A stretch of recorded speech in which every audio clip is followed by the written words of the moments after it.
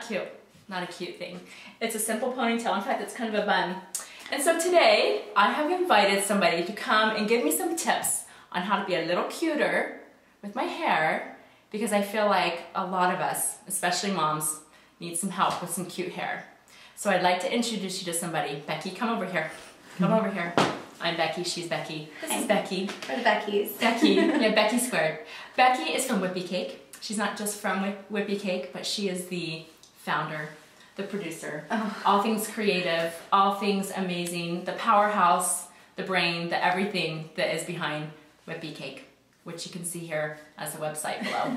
So Becky is here to help us with some ideas. She's going to share some tips with us on how to be cute-ified. And so we'll share a few things with you today, and hopefully you can get a few ideas on what you can do after you watch this. Well, one thing that I kind of always do, like the first day that I wash my hair, I start with like a base curl. Because then once your hair is curled, you can go more days using your curly hair as a base for other hairstyles. That's a good point. And as your hair gets dirtier, like as the days go on, then I kind of start putting it up more and like concealing the dirty hair a little bit more. Concealing it. That's a brilliant way to put it. Well, and truthfully, like the dirtier your hair gets, the more buildable it is and moldable. Because you know when hair is really clean, it's really smooth and it slips and it doesn't hold, it doesn't stay. So when you curl it and you have more product in it and a little bit of natural product, then it just seems to stick better, and it tends to be a little bit. And when I'm gonna curl it, I'm using a flat iron. People don't know, you know, because it's called flat iron. They think only flat, but I always curl with a flat iron. But you don't have to do perfect little ringlets. Like we're just gonna pin it up so it can be as messy as you want. We're basically just creating body. Okay. So that your hair will, you know, have volume. Which is what I need. Perfect. And then you can work from there. Okay, cool. Yeah. Good. I clip the hair up and start from the nape of the neck first and then work up, because it's just easier. You tend to get more of the hair curled accurately. So I'm just going to clip this out of the way and start curling, like I said, from the nape of her neck and working forward. Perfect. And you don't have, these Chi irons are really high in heat. I think they go up to about 400 or 200. So you can do larger sections, especially when we're not doing meticulous curls. So I'm going to take about 2-inch square sections. Do you think it's better to use a flat iron like this Chi one instead of a curling iron? Not necessarily. It's just that if you care about the quality and the integrity of your hair, you want to invest in a ceramic, a really high quality iron. And, you know, they get really expensive. So if you're going to invest in one, then, I mean, for me, it just makes more sense to invest in a flat iron if you're going to have one or the other, just because I can straighten, I can flip, I can curl, I can do just about anything with this one.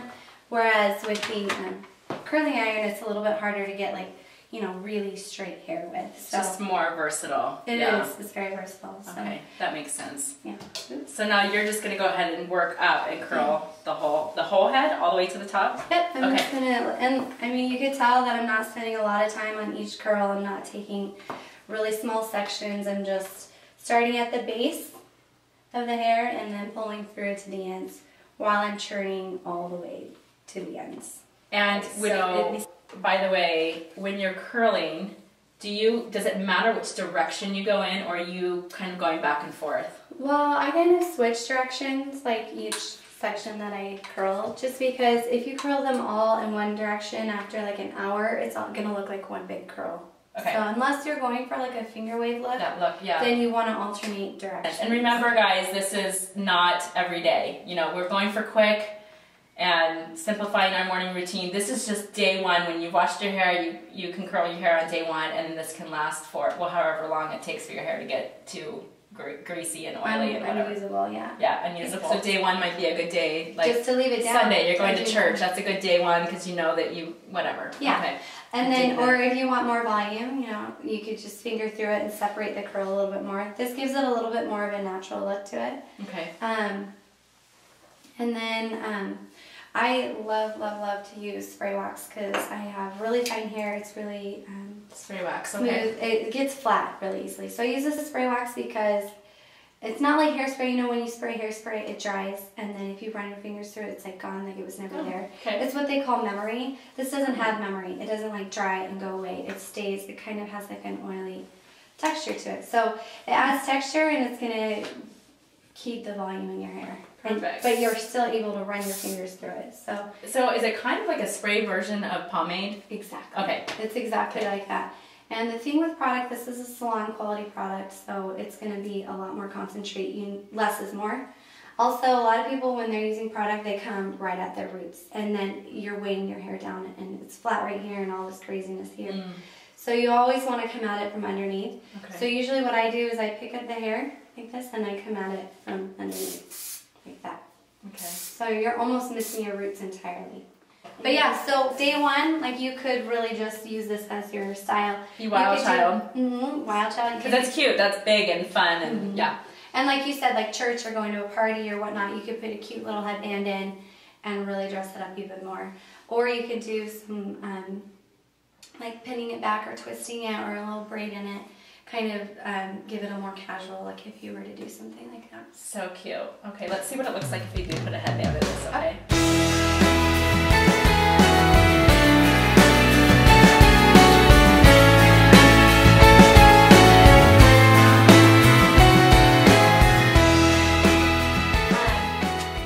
Product I always talk about it on Facebook. We were just talking about it also. It's Rockaholic. It's a dry shampoo. It's called Dirty Secret, and this is by TG, or also known as Bedhead. A lot of people, after several days, your head starts secreting natural oils, and so some people tend to be more dry, some people tend to be more oily. If you are more oily, this is the product for you. It will give you an extra day to 3 days out of not washing your hair. Oh my word. It works better on light colored hair because it is like a powder. It's like a white powder. I don't know if you can zoom in on that, but so on like black hair or even my red hair, it tends to show up a little bit until it like settles. But on blonde hair, it's perfect because if you haven't had a retouch, it's like a retouch in a bottle. Ooh, I love it. So this is great because it's going to absorb all the oil in your hair, and it's going to, again, bring back that volume from day one. So I'm just going to put a little bit in that around your roots. Around your crown, that's typically a major dry area on most people. So I'm just spraying in your crown, and then I'm just emulsifying or rubbing it in. And then Can you just give me a little scalp massage while you're there? Sure. Okay, thanks. And then I'm going to spray on the part because that's where people see. And again, like you can almost see like a white powdery film, and then we're going to rub it out. Doesn't it kind of look like a brand new... Holy cow, actually. Okay, I kind of feel like an infomercial, but are you kidding me? That's because it was, you know, day 3 looking like a little, okay, amazing. And this is one product that you actually do want to get closer with. I mean, not right up against, but a good 2-3 inches apart. So that way you're really hitting your target and not, you don't need it down here, you just need it at your roots. So just a quick little tip. Okay, so hypothetically, it's like day 3 or day 4, and you just woke up, and your hair's all like flat and matted from sleeping on it. So you did your dry shampoo thing. So now you're just going to go in and add a little bit more volume to the base of your hair. You already have it. The one tip is to brush through it. Oh. I would never think to brush your curls. Oh yeah. Really? Well, we're just going to hide them anyways because we're going to pin your hair up. Okay. So that just kind of learning a lot today. That's all I'm saying. A lot. That's going to bring the volume back to it. You can do a little bit of back combing. So basically, you grab the ends of your hair and take your brush and just push it up like that. You don't want to get too crazy because it'll get gnarled pretty quickly. So, but I mean, look at how much volume your hair just had. That's crazy. Okay. But we're going to use that to pin your hair up, and we're going to make you look like you have 10 feet of hair. Perfect. So. This is taking a lot longer because we're explaining. In real life, it wouldn't take that long. So you just added your volume, got your dry shampoo. This is one hairstyle that I've been doing a lot lately. It's kind of romantic. It's a little bit house on the prairie, kind of like a vintage feel to it, or like a housewife feel to it. So if this is your style, this is a great hairstyle for you. Basically, whatever length your hair is, this is kind of the same style I have right now. You're going to take the ends of your hair, like the loose ponytail, like literally just the tips of your hair, and then you're going to roll it under, and you're going to pin it. And honestly, like, it doesn't need to be pretty. What in the world? I would have never thought of that. You literally just kind of took both sides and rolled it under. Okay. And you're using regular like bobby a pins? croissant, like if you're making a Pillsbury croissant type thing, or if you're rolling pigs in a blanket or whatever, that's all you're doing. And then you're just pinning it down. And then we're going to do the sides in just a second. And there's no science to pinning. You're literally just sticking it on the underneath side so that it'll hold. Okay. Yeah, for the pin, you're just taking the pin and separating it, and then like collecting the hair in it. And I like to just weave it all in there, whatever I see sticking out. And then I tuck it in flat against the head. So it's just kind of messy. And you can kind of see just by looking at the hair where it's stable and where it needs another pin. Like right here is a little bit floppy, so we're going to add another pin.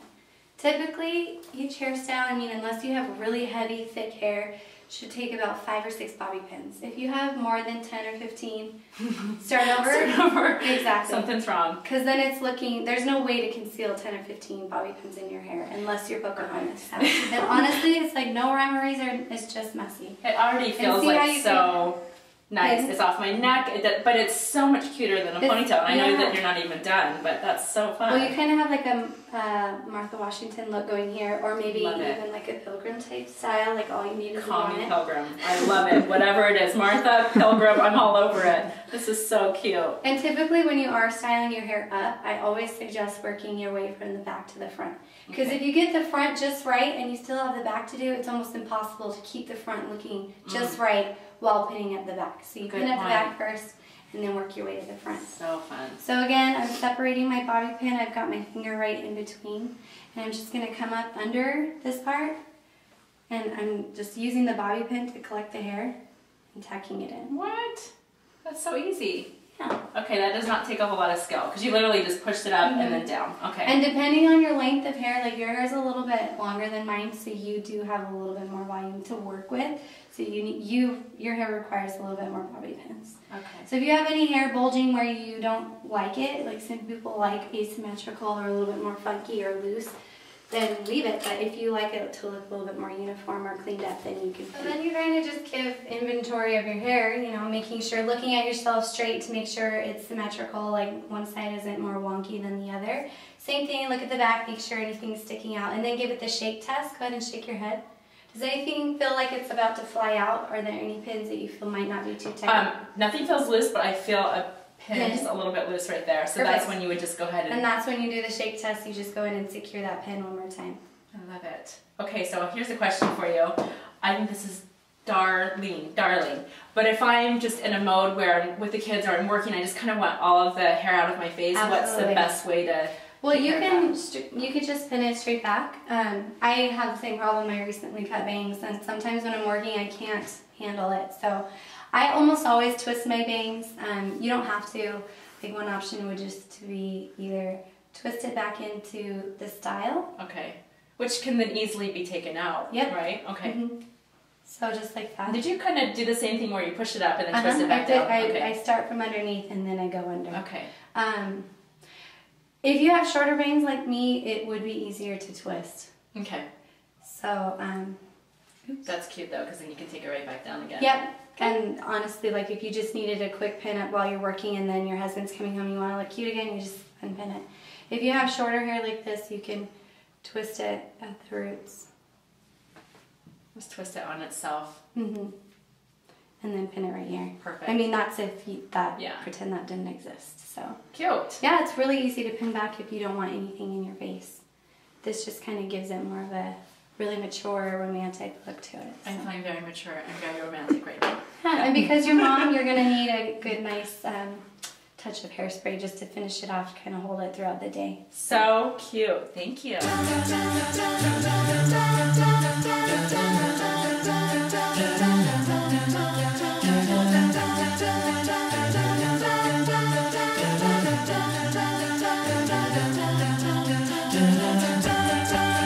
Just a small town girl living in a lonely world.